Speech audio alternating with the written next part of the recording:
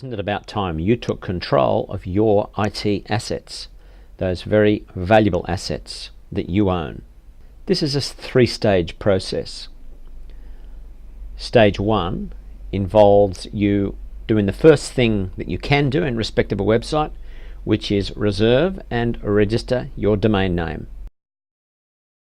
You buy a domain name like this from a domain name seller, otherwise called a registrant. So they both sell you the domain name and will register it, and there are only certain companies authorized to carry on this business. There are many. I've just instanced 3 here: GoDaddy, Melbourne IT in Australia, Crazy Domain.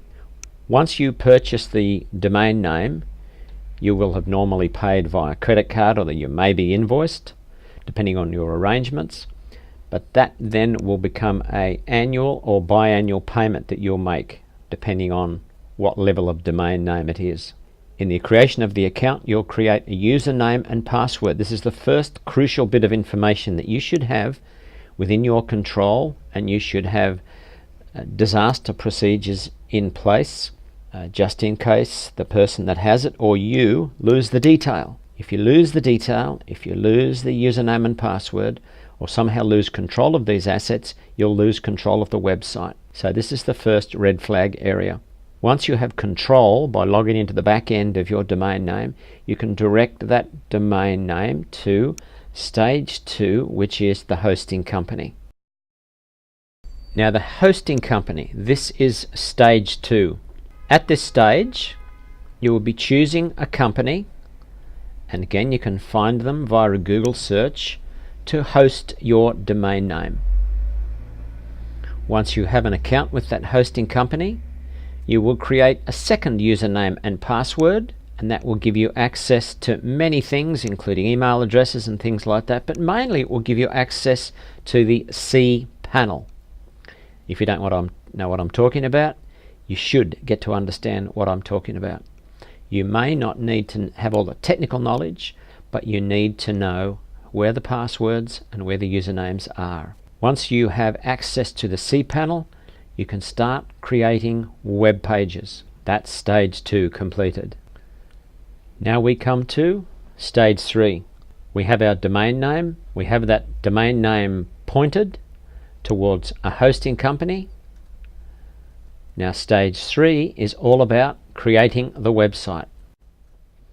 We can do that in the first instance by coding pages. You would need to be a coder or understand how to code with the different coding languages to create web pages, or you can choose the increasingly popular DIY option using do-it-yourself programs like WordPress, Squarespace, Joomla and Wix. Now the intention here is not to point out the differences or advantages or disadvantages of each one, but here again, you will be needing to understand and know where your username and password is for the back end of these sites. That is, if you're creating in a very popular program called WordPress, you get into the back end and create pages using that template or those templates with a username and password that will give you access. So that's our third red flag. You need to know that username and that password if you want to continue creating using that or those templates.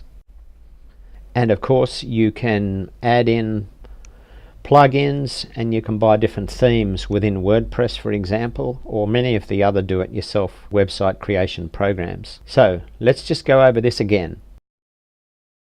You need access to your domain name and be able to get in and change the registrant details. You're the registrant by logging into the registrar's site.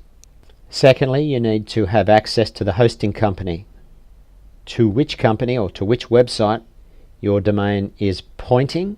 And thirdly, you need access to the username and password of any do-it-yourself sites that have been created for you by programmers or by people who understand these sites.